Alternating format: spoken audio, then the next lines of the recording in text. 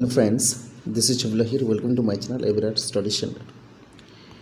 ଦେଖନ୍ତୁ ଆଜି ଆମେ ଯେଉଁ ଟପିକ୍ ଡିସ୍କସନ୍ କରିବା ଏଇ ଟପିକ୍ରୁ ଆପଣମାନଙ୍କର ଯେଉଁ ବି ଏକ୍ଜାମ୍ ଦେଉଛନ୍ତି OSS TET ହେଲା ଓକେ କିମ୍ବା ଆପଣ SSB TGT ଏକ୍ଜାମ୍ ଦେବା ପାଇଁ ଚାହୁଁଛନ୍ତି କିମ୍ବା ଅନ୍ୟ କୌଣସି OTPSCରୁ ଆପଣମାନେ ଦେଖିବେ ସ୍ପେଶାଲି ଆମେ ଯଦି ଦେଖିବା OSS TET ଯେଉଁମାନେ ପ୍ରିପେୟାର କରିଛନ୍ତି ବାର ଏକ୍ଜାମ୍ ଦେଇଛନ୍ତି ସେମାନେ ଜାଣିପାରିବେ कि जो ये जो आप देखुं गुरु नानक गुरु अंगद गुरु अमर गुरु अर्जुन देव गुरु गोविंद सिंह ये सब जो आप देखुं ना गुरु तेज बहादुर तो यहाँ यही टॉपिक रु आप जेकोसी MCQ देखिए जेकोसी बुक रे आप देखिए निहाती भाव में यू क्वेश्चंस आसूँ जोटा कि आम कहूँ कौन जोटा आम कहूँ सिक्स जो सिख मानकर जो गुरु थिले से माने कौन कौन करते से टॉपिक आज से टॉपिक विषय आज ये वीडियो में डिस्कसन करवा जो मैंने मध्य रेडी अच्छा देखापी चैनल को सब्सक्राइब कर दिंतु लाइक करना लाइक निश्चित भाव में करेंगे ओके तो फास्ट ओवरऑल मुझे कौन कहबी फास्ट ओवरऑल कहूँ कि माने सीरियली आमर कौन कौ गुरु आसुँच कौन सीरियली आपको फास्ट जनइबी देखो फास्ट जनइबार कारण अच्छे ओवरऑल आप आइडिया क्या किए आसी बुझिपारे कि नहीं फास्ट किए आसते गुरु नानक जहाँ आम फाउंडर ऑफ द सिखिज्म बोली कहीपर तापर गुरु अंगद आसते गुरु अमर गुरु रामदास गुरु अर्जुन गुरु हरगोविंद गुरु हर राय गुरु हर कृष्ण गुरु तेग बहादुर एंड गुरु गोविंद सिंह बुझिपारे कि ओके सो दैट तो आम फास्ट आम डिस्कसन करवा कि ये आप देखिए गुरु गोविंद सिंह जी कि हाँ लास्ट राजा थे सॉरी राजा कहबानी गुरु लास्ट गुरु थे एवं गुरु गोविंद सिंह पर गुरु ग्रंथ साहेब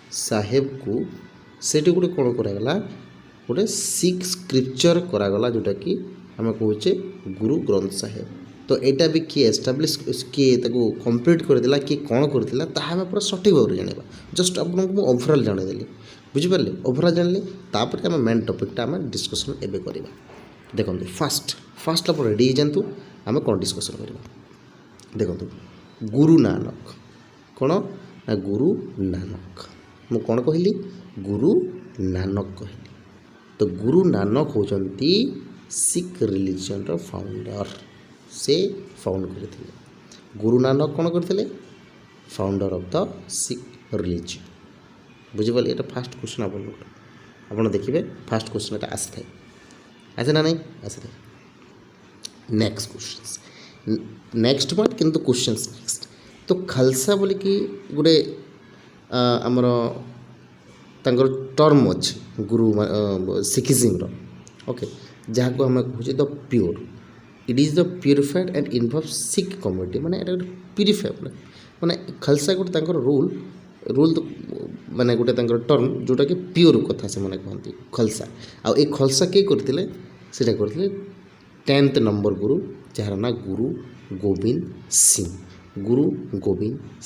ये आप देखते ना नहीं गुरु गोविंद सिंह बुझिपारे क्लियर ना नहीं कौन कहली मु कौन कहली ना गुरु नानक होचंती सिख रिलीजन रो फाउंडर फर्स्ट क्वेश्चन कहली मु सेकंड क्वेश्चन कौन कहली खालसा जी कि गुरु गोविंद सिंह करथिले मने रखिबे इम्पोर्टेंट तापर आ गुरु नानक कौन करथिले तीन जिनिस देते बस इम्पोर्टेंट नुहे ये तो क्वेश्चन आसीनी किंतु काले आसीज बुझिपारे तो मन रखबार निहाती इम्पोर्टेंट तो कंटेम्पलेशन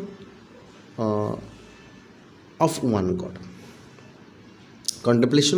गॉड जहाँ को आम नाम जपन बोली कहूचे जपना बोली कहूचे एंड सेकेंड पॉइंट कौन कहते अर्निंग वन्स लिवलीहुड जहाँ किरत कर्ण बोली कहुए एने sharing one's earning with others यहाँ को बंद छकना बोली कहुए तो ये तीनोटी टर्म जोटा कि आप याद रखिपारे मन रखिपारे जिते बेले गुरु नानक डेथ हेबा पूर्वर बुझिपारे कि ତା ପୂର୍ବରୁ ସେ ଗୋଟେ ସେ ତ ଗୁରୁ ଥିଲେ ନା, ତ ଗୁରୁ ଥିଲେ ତ ତାଙ୍କର ବଞ୍ଚିଥିବା ପରେ ବଞ୍ଚିଥିବା ସମୟରେ ସେ ତାଙ୍କର ଗୋଟେ ସକ୍ସେସର୍ ରଖିଥିଲେ ଯାହାର ନାଁ ଥିଲା ଲେହେନା, ଏବଂ ସେଇ ଲେହେନାକୁ ଆମେ ଗୁରୁ ଅଙ୍ଗଦ ବୋଲି କହୁଛେ।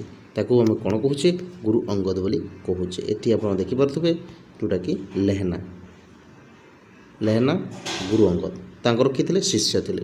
Very very important point. Okay, so ଆଉ ଗୁରୁ ଅଙ୍ଗଦ କ'ଣ କରିଥିଲେ? ଗୁରୁ ଅଙ୍ଗଦଙ୍କ ସମୟରେ ତାଙ୍କ ଗୋଟେ ସ୍କ୍ରିପ୍ଟ ଆସିଥିଲା ଯାହାକୁ ଆମେ କ'ଣ କହିବା? ଗୁରୁମୁଖୀ। ଏବଂ ଏଇ ଯେଉଁ ଗୁରୁମୁଖୀ ଅଛି ନା, ଏ ଗୁରୁମୁଖୀ ସ୍କ୍ରିପ୍ଟରେ ଆମର ଯେଉଁ ଆମେ କହୁଛୁ କ'ଣ? ଗୁରୁ ଗ୍ରନ୍ଥ ସାହେବ, ଯେଉଁଟାକି ଆପଣ ଗୋଟେ ବୁକ୍ ସ୍କ୍ରିପ୍ଟ, ହୋଲି ବୁକ୍ ଆମେ କହୁଛେ ତାକୁ। କେଉଁ ସ୍କ୍ରିପ୍ଟ ଲେଖା ଯାଇଥିଲା ଭାଇ? ଗୁରୁମୁଖୀ ସ୍କ୍ରିପ୍ଟରେ ଲେଖା ଯାଇଥିଲା। ବୁଝିପାରିଲେ କି ନାହିଁ? କ୍ଲିୟର। ସୋ ଦ ନେକ୍ସଟ ଯିବା ଆମେ ନେକ୍ସଟ। ଏଠି ଦେଖନ୍ତୁ, ଯେଉଁ ଗୁରୁ ଅର୍ଜୁନ ଦେବ ଥିଲେ ସେ ହେଉଛନ୍ତି 5th ଶିଖ୍ ଗୁରୁ। ଆମେ ସେଟା ଡିସ୍କସନ୍ କରିଛୁ। ଏବଂ ସେ ଗୋଟେ କ'ଣ ତିଆରି କରିଥିଲେ? ହରମନ୍ଦର କରିଥିଲେ, ଯାହାକୁ ଏବେ ଗୋଲ୍ଡେନ୍ ଟେମ୍ପଲ୍ କୁହାଯାଉଛି। ଏବଂ ସେ ଆଉ କ'ଣ କମ୍ପ୍ଲିଟେଡ଼ କରିଥିଲେ? ସେ କମ୍ପ୍ଲିଟେଡ଼ କରିଥିଲେ ହୋଲି ବୁକ୍, ଯେଉଁଟାକି ଗୁରୁ ଗ୍ରନ୍ଥ ସାହେବ। ତ ଏ ଭେରି ଭେରି ଇମ୍ପୋର୍ଟାଣ୍ଟ ଜିନିଷ। ଗୁରୁ ଗ୍ରନ୍ଥ ସାହେବ କିଏ କମ୍ପ୍ଲିଟେଡ଼ କରିଥିଲେ? ଏଇଟା ମଧ୍ୟ କ୍ୱେଶ୍ଚନ୍ ଆସେ। କିଏ କରିଥିଲେ? ଯେଉଁଟିକି ଆମେ କହିବେ, ଆମେ କ'ଣ କହିଲେ ନା ଗୁରୁ ଗ୍ରନ୍ଥ ସାହେବ କରିଥିଲେ କିଏ? ଗୁରୁ ଅର୍ଜୁନ ଦେବ। ଏଇଟା ବି କ୍ୱେଶ୍ଚନ୍ ଆପଣଙ୍କର ଆସେ। କିଏ କରିଥିଲେ ଭାଇ? ଗୁରୁ ଅର୍ଜୁନ ଦେବ, ଯିଏକି 5th ଗୁରୁ ଥିଲେ। ବୁଝିପାରିଲେ କି ନାହିଁ? ଓକେ, ବୁଝିପାରିଲେ କି ନାହିଁ? କ୍ଲିୟର ନା ନାହିଁ? କ୍ଲିୟର। 5th ଗୁରୁ ଥିଲେ। ଓକେ, ସୋ ଦ୍ୟାଟ୍ ନେକ୍ସଟ ଯିବା ଆମେ ଦେଖନ୍ତୁ। ହଁ, ଆଉ ଏ ଯେଉଁ ଗୁରୁ ଗ୍ରନ୍ଥ ସାହେବଙ୍କର ମାନେ ଏ ଶିଖ୍ ରିଲିଜିଅନ୍ର ପଲିଟିକାଲ କ୍ୟାପିଟାଲ ଥିଲା ଲାହୋର ଏବଂ ରିଲିଜିୟସ୍ କ୍ୟାପିଟାଲ ଥିଲା ଅମୃତସର।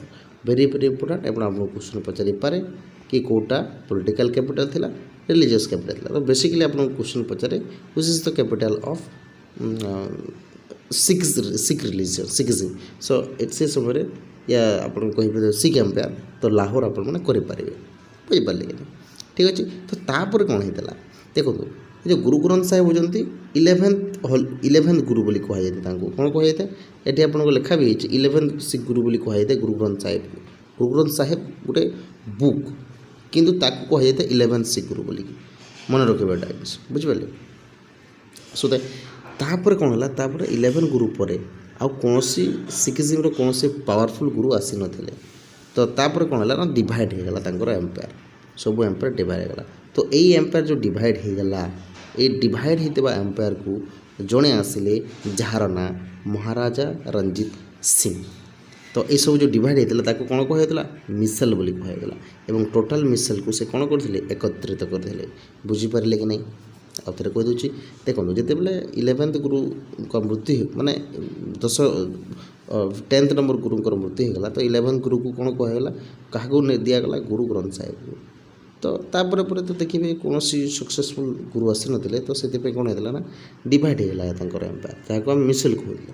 ତ ସବୁ ମିସେଲ୍କୁ କିଏ ଗୋଟେ ପାୱାରଫୁଲ୍ ରାଜା ଆସିଥିଲେ, ମହାରାଜା ରଞ୍ଜିତ ସିଂ ବା ଗୁରୁ, ସେ ତାକୁ କ'ଣ କରିଥିଲେ? ସେ ମିଶାଇଥିଲେ। ଏବଂ ସେ କେଉଁ ମିସେଲ୍ରେ ଥିଲେ? ଡିଭାଇଡ଼ ହେଇଥିଲା ନା, ସେ ଗୋଟେ ମିସେଲ୍ରେ ଥିଲେ। ତ ସୁକର ଚକିଆ, ଏଇଟା ଇମ୍ପୋର୍ଟାଣ୍ଟ କ୍ୱେଶ୍ଚନ୍, ଯେଉଁଟାକି ଆପଣଙ୍କୁ କ୍ୱେଶ୍ଚନ୍ରେ ପଚାରିପାରେ। ତ ଏଇ ଯେଉଁ ରାଜା ରଞ୍ଜିତ ସିଂ ଥିଲେ, ସେ କ'ଣ ଥିଲେ ନା ମାନେ କ'ଣ ସୁକର ଚକିଆ ମିସେଲ୍ରେ ଥିଲେ। ଓକେ, ବୁଝିପାରିଲେ କି ନାହିଁ?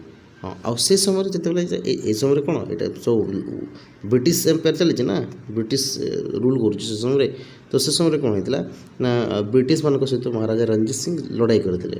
ତ ଯାହାକି ସେ ଲଢ଼ାଇରେ ଗୋଟେ ଟ୍ରିଟି ସାଇନ୍ କରାଯାଇଥିଲା ଅମୃତସର, ଯାହାକୁ ଟ୍ରିଟି ଅଫ୍ ଅମୃତସର ବୋଲି କୁହାଯାଇଥାଏ। କାହା ସହିତ ହେଇଥିଲା? Lord Minto first. ଏଇଟା ଭାଉସରେ ଥିଲେ।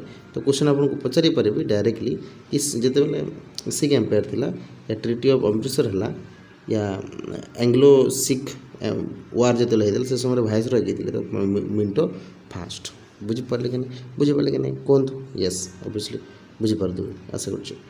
ସୋ ନେକ୍ସଟ ଅଛି ଦ ଟ୍ରିଟି ଅଫ୍ ଲାହୋର। ଗୋଟେ ହେଇଥିଲା ଯେଉଁଟାକି 9 ମାର୍ଚ୍ଚରେ ହେଇଥିଲା 1846 ମସିହାରେ। ଫାଷ୍ଟ ଶିଖ୍ ୱାର୍ ପରେ ହିଁ ହେଇଥିଲା। ଏଇଟା ମନେ ରଖିବେ, ଫାଷ୍ଟ ଶିଖ୍ ୱାର୍ ପରେ ହିଁ ହେଇଥିଲା ଟ୍ରିଟି ଅଫ୍ ଲାହୋର।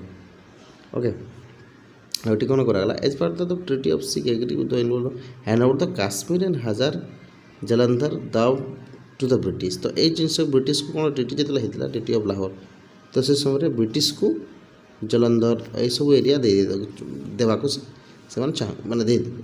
ଆଉ ଏହି ସମୟରେ ଆମର ଜାଣିଥିବେ କୋହିନୂର ଡାଇମଣ୍ଡଟା ହ୍ୟାଣ୍ଡ ଓଭର ହେଇଥିଲା ବ୍ରିଟିଶକୁ। ଏଇଟା ଭେରି ଭେରି ଇମ୍ପୋର୍ଟାଣ୍ଟ କ୍ୱେଶ୍ଚନ୍ସ। ବୁଝିପାରିଲେ କି ନାହିଁ? ଓକେ, ବୁଝିପାରୁଛନ୍ତି?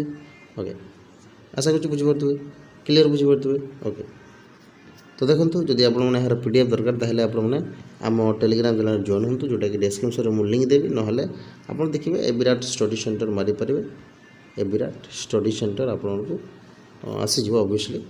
ଓକେ, ଠିକ୍ ଅଛି, ତ ରହୁଛି। ଭିଡ଼ିଓଟା ଭଲ ଲାଗିଲା ନା? ଠିକ୍ ଅଛି।